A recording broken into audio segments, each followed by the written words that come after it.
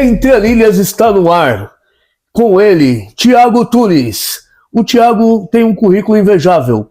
Ele é mestre em promoção da saúde, especialista em reabilitação de lesão musculoesqueléticos, especialista em hipertrofia e emagrecimento na musculação.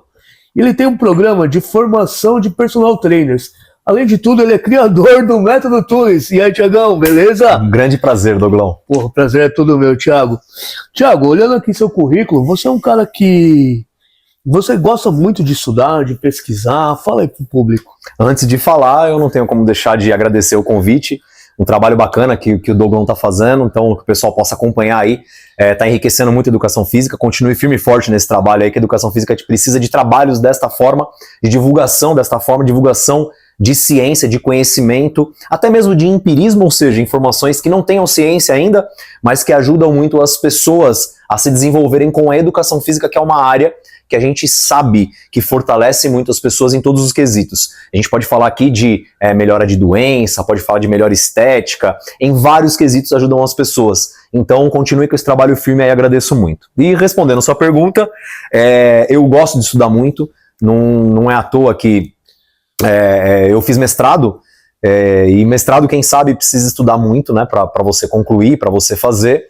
Teve uma época da minha vida, assim que eu saí da faculdade, que eu pedi para participar de um grupo de estudo que era lá na USP, o GEPAN, que é Grupo de Estudos de Adaptação Neuromuscular. E eu fiquei por 2 anos lá, e é interessante porque eu fiquei lá com o intuito de fazer mestrado logo que eu saí da faculdade.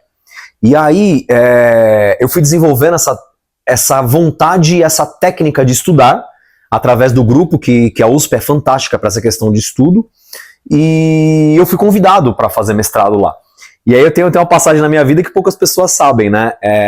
Eu fiz um projeto piloto de mestrado, abri uma vaga de mestrado na USP, eu fiz um projeto piloto que era sobre déficit bilateral, não sei se já ouviu falar disso, Ainda não. Déficit bilateral, tem assunto demais, a gente vai encaixando aí. E os professores responsáveis, eles olharam o projeto piloto e eles falaram assim, tá uma bosta. Eu abri o zoião assim, né? Eu falei, tá, e o que eu faço? Se vira. Eu falei, pô, mas eu não sei o que fazer ainda, acabei de, né, sair faz 2 anos da faculdade, tô há 2 anos, não, então você já tem capacidade, vai lá e faça. E nesse momento, cara, eu gostando de estudar, eu sou um cara que gosta de estudar, mas eu gosto de aplicar.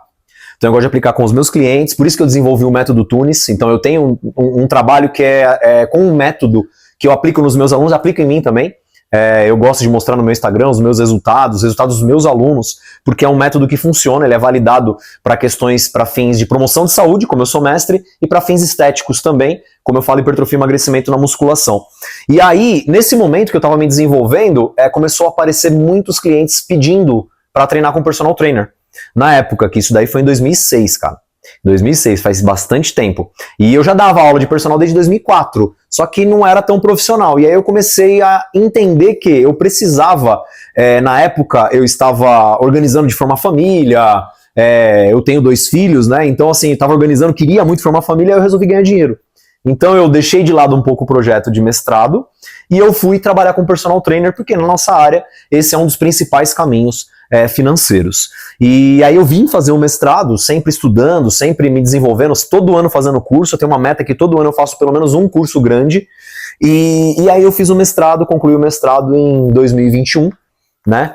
Comecei ele, logo começou a pandemia, concluí o mestrado em 2021, então sim, eu gosto muito de estudar, estudo até hoje. Todos os temas que eu preciso desenvolver na minha vida, eu gosto de estudar muito. Não só na área de educação física, gosto de estudar muito, economia, política, eu sou um cara que eu adoro estudar. Sim, sim. O Thiago é um cara muito técnico também, né, Thiago? Eu vi muito tempo falar, assim, na faculdade, também nas academias, que, assim, o cliente ele não quer saber muito da técnica, ele quer que você entregue o objetivo. Porém, observando o seu trabalho, eu vi que você consegue fazer um trabalho técnico, porém bem dinâmico. Quando eu estava no pátio lá, que eu via você treinar, eu ainda estava na faculdade, eu cheguei até a comentar de você para os professores, porque os professores falavam, né, que ultimamente está muito escasso a profissão de bons profissionais. E ver você trabalhar me enchia os olhos. Eu até falava com o meu colega de trabalho na Bodycare, eu falava, pô, o Thiago, ele tem uma técnica tão diferente que parece que ele treina de terno. Como você chegou a esse know-how? E hoje em dia, é fácil de se destacar no mercado? Douglas, eu vou pedir a licença para também contar a história desse processo para chegar nessa sua pergunta. Eu sempre sim fui muito técnico, logo, como eu gostava muito de estudar, e eu me deparava com pessoas profissionais que eu sempre gostei de conversar, como hoje eu tenho um programa de formação de personal trainers, eu comecei a perceber assim que as pessoas precisam de ajuda, né, de conhecimento, porque às vezes não tem facilidade de ler um artigo científico, entender um artigo científico, aplicar o artigo científico, ver que de repente aquela fatia da população que o artigo científico abordou não serve para a maioria, então de repente ele não tem essa expertise, e eu tinha essa expertise já desde quando eu comecei a ter experiência lá na USP, como comentei. E aí eu comecei a perceber assim que eu era muito técnico e metódico, muito mesmo. E eu percebia que isso daí era um impeditivo para as pessoas se abrirem para receber, de repente, uma ajuda. E aí eu comecei a perceber que, eu falei, cara, eu quero ajudar as pessoas, mas parece que as pessoas não querem. E eu sempre tive esse intuito, esse ímpeto de querer ajudar as pessoas com o meu conhecimento, porque eu gosto de adquirir conhecimento para passar para frente, não gosto de guardar para mim. Então, você sabe disso, o pouco contato que a gente teve lá na academia do condomínio, às vezes que você perguntou, eu sempre gostei de estar lá explicando para você, deixar até um quê de dúvida assim para você, para que você também quisesse pesquisar. Esse é meu jeito. E eu percebi ao longo do tempo, desenvolvendo essa questão de querer aplicar o meu conhecimento para as pessoas, a minha técnica, que não adiantava só eu falar da técnica. Eu tinha que entender a pessoa, o ser humano.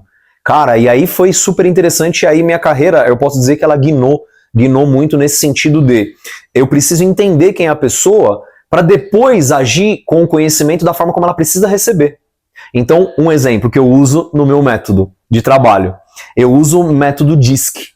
Isso é um método de entender o comportamento da pessoa. Tem pessoas que são dominantes, tem pessoas que são influências, tem pessoas que são sociais e tem pessoas que são conformidade. Então isso tudo diferencia um pouquinho. Claro que ninguém é um só.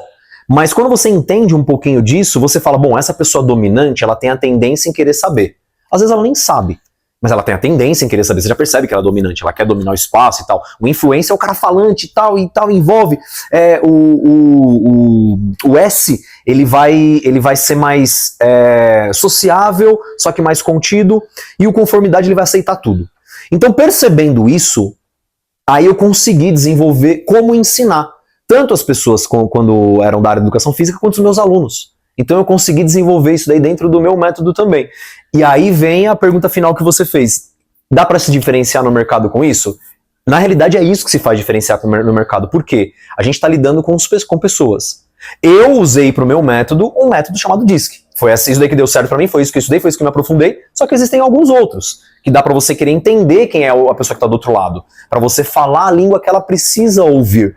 E aí eu consegui, entendendo ela, que eu conseguia transmitir meu conhecimento de uma forma melhor, e aí a técnica também acabou entrando. Um outro ponto importante, que veio me aprimorando conforme os estudos, um objetivo do meu mestrado foi a escala de afetividade. Então, por exemplo, foi perceber qual afetividade a pessoa tem no meu trabalho, por exemplo, em 3 diferentes intensidades de trabalho. Em 3 diferentes volume igual, volume equalizado, mas 3 diferentes intensidades de trabalho, em caráter de tempo e intervalo, no HIIT. E aí a gente consegue transpor isso para tipo de atividade. Atividade aeróbica, atividade de HIIT, atividade musculação, basquete, futebol e tal. E você consegue usar essa escala de afetividade dentro de cada modalidade. E aí a pessoa vai responder o quão afetivo é aquilo para ela. O que significa isso? Quanto mais afetivo for uma atividade para ela, e aí a gente pode também diminuir o campo de estudo. Por exemplo, exercício. Um exercício da musculação. Quantas vezes você passa o exercício pra pessoa que é bom pra caramba, a pessoa fala, puta exercício chato, hein, professor? Já ouviu isso? Já, às vezes a gente ouve, esse eu não quero falar. Aí você joga numa escala de afetividade, que resultado que ela vai dar pra gente? A vontade da pessoa de querer repetir aquilo. Quanto mais afetividade ela tiver, mais prazer ela tiver no que ela está fazendo, maior a possibilidade dela repetir aquilo. E como a gente trabalha com treinamento a gente sabe que não é uma sessão. Treinamento é contínuo. Sim. Treinamento são as possibilidades de uma periodização ao longo de um processo, ao longo de ciclos. E aí você respeita um dos principais princípios, né, da atividade física, que é o princípio da individualidade, né? Exato. E é isso que eu acho que acontece também, né, Thiago? Hoje a gente vemos meio que um enlatado, né? Todo mundo faz tudo igual para todo mundo. Eu vejo que, assim, pelo que eu estudei, pelo que eu quero transmitir para os alunos, é isso.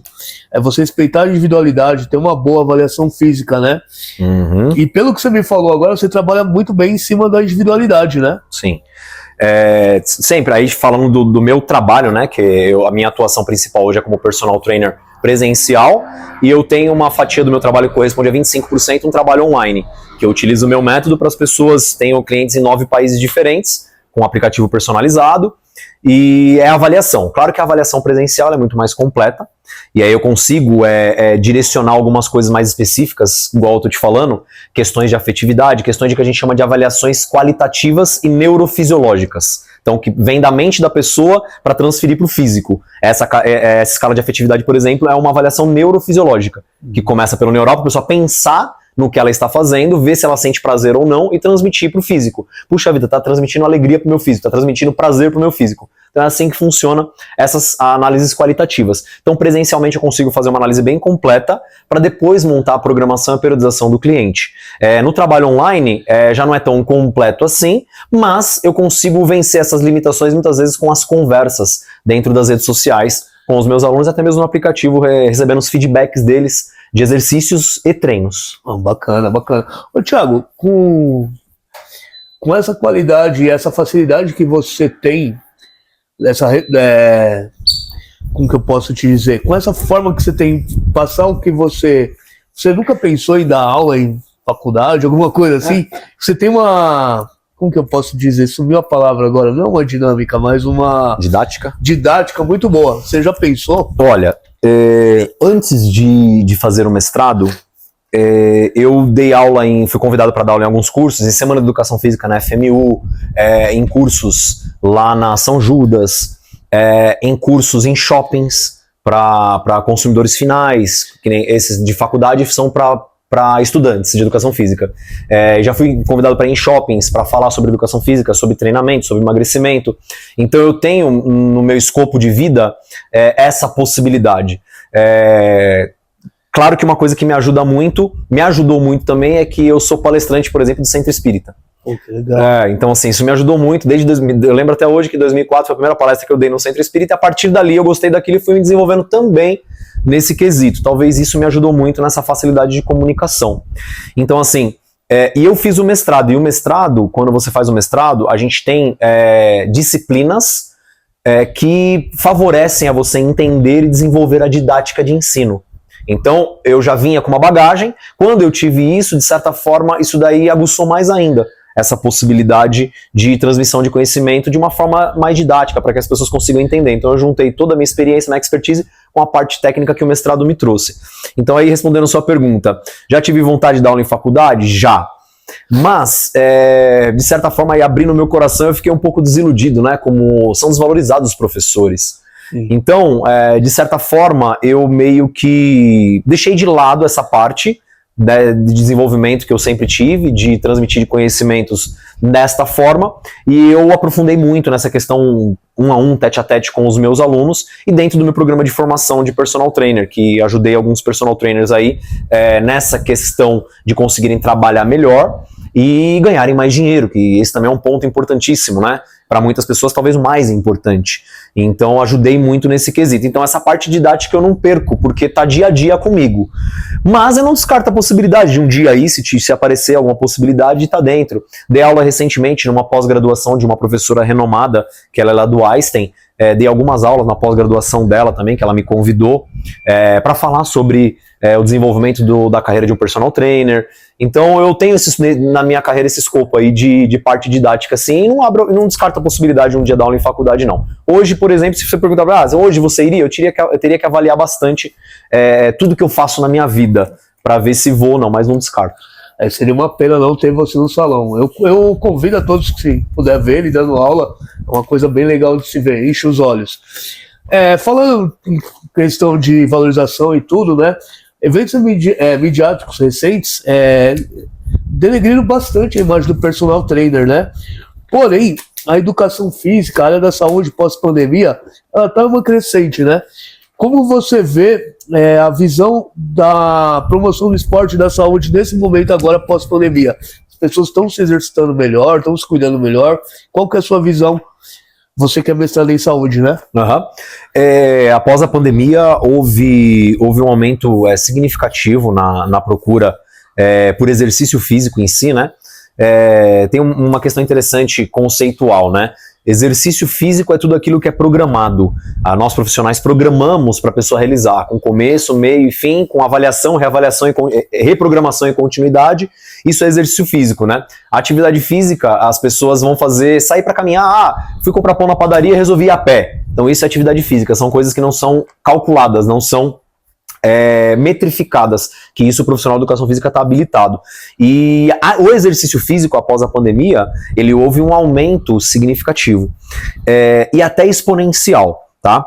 Então, métricas como, por exemplo, o que tinha no Brasil hoje de 3% da população matriculada em academia, partiu para 6%. Talvez esteja até um pouquinho maior. Então, dobrou o número de pessoas matriculadas em academias, porque também aumentou o número de academias. Com o advento das low cost, né, que são as academias de baixo custo, houve um aumento, né, na procura de academias, sim. E assim como tudo que cresce exponencialmente vai precisar, cresce desajustado, não tem como crescer equilibrado, cresce desajustado e aos poucos vai se encaixando. Isso daí é o que eu acredito em caráter de crescimento. Por que eu digo isso? Porque sim, hoje em dia está escasso profissionais que se preocupam em fazer um bom trabalho dessa forma ampla, olhando o cliente, querendo dar o que o cliente precisa, quer, e também se preocupando em estudar para fazer com que aquilo seja encorpado de uma forma que a pessoa consiga transmitir o que a pessoa quer, precisa, de uma forma segura. E aí isso daí tem que ter essa ligação, essa via de mão dupla. A procura e a vontade do cliente e o interesse do profissional em fazer o melhor para essa pessoa. E o melhor não tem como fugir, tem que ser com estudo.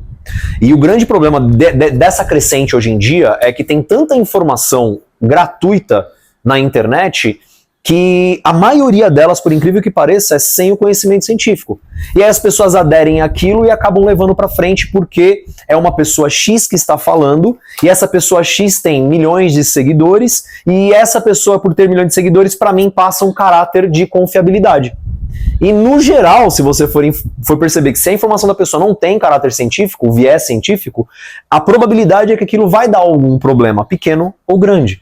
Então, assim, teve o crescimento pós-pandemia? Teve, mas esse crescimento está um pouco desordenado ainda porque as pessoas querem procurar coisa fácil, querem procurar resultado fácil, resultado rápido e fácil. E assim, isso daí acaba abrindo a possibilidade de grandes erros. Então a gente tem visto também nas redes sociais, quando divulgam e tal, pessoas morrendo por causa de uso de esteroide anabolizante, pessoas se machucando seriamente porque foi inventar de fazer um exercício que biomecanicamente não faz sentido nenhum, mas a pessoa quer fazer porque aparenta numa gravação de vídeo uma dificuldade X que vai chamar atenção e vai ganhar curtidas, vai ganhar likes, e aí a pessoa acaba se machucando. Tem casos de pessoas terem ficado paraplégicas, por exemplo, de tentar fazer alguma coisa e cair, bater as costas de uma forma que fraturou a vértebra e a pessoa ficou machucada. Então, assim, esse crescimento exponencial teremos muitos problemas com ele ainda, mas profissionais como a gente, assim, que se preocupa, vai tentando dirimir esse problema. E pegando um gancho, musculação, o esporte em geral é muito sério. Às vezes a gente acha que um simples mau jeito pode dar uma lesão pro resto da vida, né? Sim. É uma coisa que tem que ter muita responsabilidade. Não só para quem tá praticando, mas para quem tá ensinando, cuidando do salão, né, Thiago? Sim, sim.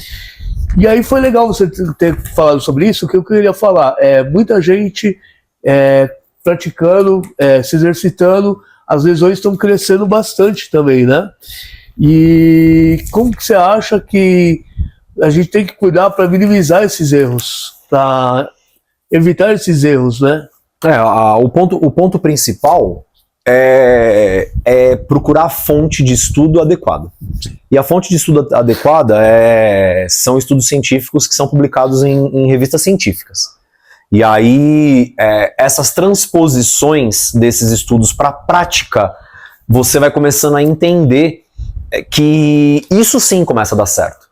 Isso sim faz com que você consiga ter segurança no seu trabalho, consequentemente você tendo segurança no seu trabalho porque você está adquirindo um conhecimento que ele tem embasamento de construção, embasamento de cuidados para não ter esses problemas. Por isso mesmo o estudo científico ele é feito através de metodologia. Essa metodologia ela passa por avaliações e reavaliações para ver se esse método vai levar a um resultado seguro e plausível de reprodutibilidade, ou seja, você reproduzir isso na vida, reproduzir isso na prática, e aí, consequentemente, tendo esses estudos, a hora que o profissional entende como buscar esse estudo e aplicar, ele transfere uma segurança. Transferindo a segurança, ele consegue depois transferir os resultados do que aquela ciência mostra.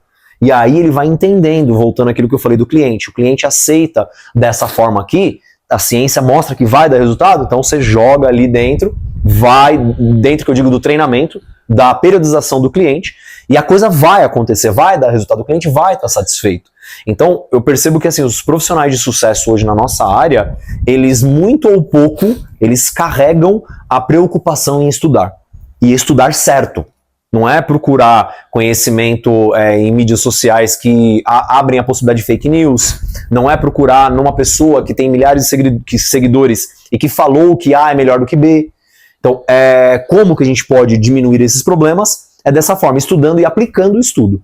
Só estudar também não vai adiantar. Você ficar só lendo, não vai transferir para a prática. Tem que ir para a prática, né? Tem. E você tem recebido uma demanda maior de pessoas te procurando para recuperar lesões? Como que tá? Você acha que cresceu pessoas te procurando porque eu tive uma lesão, tal, por alguma coisa errada e tá querendo fazer o processo de recuperação? Esse assunto é interessante, cara. Se eu falar que está crescendo, não é verdade, contudo eu tenho uma constante de procura por causa da divulgação que se tem, em especial das pessoas que eu já ajudei. Então as pessoas me procuram, fulano falou que você ajudou na lesão do joelho dela, na lesão do ombro, na lesão do tornozelo. E aí, em muitos dos casos, a pessoa acaba entrando no meu método e eu acabo ajudando. Agora, uma coisa que as pessoas às vezes não entendem, é que às vezes acham assim, tem muitas pessoas ainda que não praticam musculação por causa de medo de se machucar, né? Contudo, por incrível que pareça, a musculação dentre os esportes mais populares, né, é a modalidade que menos lesiona, que menos machuca. E aí a gente pode pensar, poxa vida, mas com tanto profissional que não conhece cinesiologia, biomecânica e tal, como assim é o que menos machuca? Porque existem muitos, a maioria das pessoas por causa do hedonismo. Cara, o que é isso? É muito interessante, né? O hedonismo tá no cérebro de todo mundo. Então a pessoa ela quer fugir da dor e buscar o prazer. Então aí você já fala assim, por que nós temos um percentual baixo dentro da totalidade de pessoas no mundo, no Brasil, por exemplo, que procuram exercício físico? Porque a pessoa não quer sair do prazer de ficar tranquilinho, relaxado, para ir pra dor. Porque, vamos ser sinceros, treinar dói. Treinar certo dói. Treinar dói. E aí como é que as pessoas ressignificam esse hedonismo? Elas ressignificam pensando assim, bom, eu tô aqui sentado assistindo meu streaming e comendo minha pipoca gordurosa, tem pipoca boa também, né? Não dá pra falar assim, tem pipoca que é boa também, mas a pipoca a pessoa coloca queijo, óleo, manteiga e arrebenta tudo. A pessoa pensa assim, fala, puxa vida, tive um diagnóstico de colesterol alto que pode me dar um problema cardíaco e o médico falou que eu tenho que ir treinar. Poxa, então eu vou. Isso é um ressignificado de hedonismo. Então a pessoa vai treinar porque tem medo de ter um problema no coração. Então esse é ressignificado. Outro ressignificado de hedonismo, por exemplo, é a pessoa ir para a academia, começa a fazer um programa de 1 mês, 2 meses, 3 meses, olha no espelho e fala assim, puxa vida, eu tô tendo tudo isso de dor, mas olha no espelho como eu estou me sentindo melhor. Isso você ressignifica para sair daquele prazer e ir para a suposta dor que já não virou mais dor. Já virou um motivador de te dar um outro prazer. Então aí a gente vê e pensa assim, a modalidade de musculação é que menos lesiona, e aí nesse momento de hedonismo, na musculação, a pessoa muitas vezes quer fazer o mais fácil. Qual que é o mais fácil? Vai lá, me ajuda. Menos carga. Menos carga. Vamos lá. Livre ou máquina? Mais simples, máquina. Máquina. Então a tendência é essa daí. Então as pessoas se lesionam menos na musculação. E aí, entra o que eu ia falar pra vocês. Você fala, as pessoas te procurando mais e tal, estão se lesionando mais. Muitas pessoas se enganam de achar que a musculação machuca. E aí só que acontece 90% dos casos das pessoas que me procuram, que já estão praticando musculação e se lesionam, quase em 90% dos casos as pessoas elas têm uma postura inadequada no dia a dia, postura anti-anatômica, posturas que cinesiológica e biomecanicamente falando são lesivas para as articulações, contudo ela está numa posição que não tem sobrecarga. Só que ela está numa posição repetitiva por hábito, que está causando um processo inflamatório, que está deixando o tecido frágil, e na hora que ela vai para musculação, que ela pega uma carga maior em qualquer movimento teoricamente mais seguro, aquela região já fragilizada pela má postura e posicionamento do dia a dia, repetida várias vezes e várias horas, aí ela causa uma lesão, ou um semi-rompimento, ou um rompimento, ou uma pressão maior naquele tecido conjuntivo da articulação, um tecido mole, ou mesmo na musculatura, e aí causa uma lesão, ela fala, puxa, a vida, a musculação me machucou. E ela acha que é a musculação que machucou, e não é. Foi a postura dela. Tanto é que nos meus tratamentos, após a pessoa passar por fisioterapeuta, passar por fisioterapia, e a pessoa vir na procura do fortalecimento para continuar a reabilitação e ter um fortalecimento e não ter mais recidiva, ou seja, repetir aquela lesão, o recordatório principal que eu faço é da vida do dia a dia dela, qual posição que ela fica. Por quê? 90% dos casos as pessoas se posicionam errado. Dorme em postura errada, se posiciona num sofá com o braço para trás para assistir uma TV, deita de lado com o corpo torcido. Então, quase sempre, 90% dos casos, a pessoa está numa posição inadequada e aí ela se machuca e acha que o problema é da musculação. E aí, se não tira essa origem do problema, quase impossível solucionar a melhora da pessoa. Nossa, Thiago, eu estava assistindo a pós-graduação em biomecânica que eu estou fazendo com uma doutora, e ela falou exatamente isso que você falou. Às vezes o aluno se reclama com uma dor no ombro e você tenta descobrir a lesão, ver, e no fim, às vezes não chega a ser uma lesão, né? E também não foi o exercício que causou, e sim a má postura. E agora você falou e veio de frente com o que... isso é o estudo científico, né? Sim, sim. Em prática. Sim, essas são as preocupações que um profissional tem que ter, que uma pessoa, muitas vezes, pode desencadear uma lesão em alguma parte do corpo vinda de uma má postura de um outro lugar, de uma outra condição, de uma outra situação. Então, a gente tem que tomar muito cuidado. Para quem quer trabalhar com essa questão de reabilitação de lesão, tem que tomar muito cuidado no recordatório da vida da pessoa. E o que a pessoa tem a vida.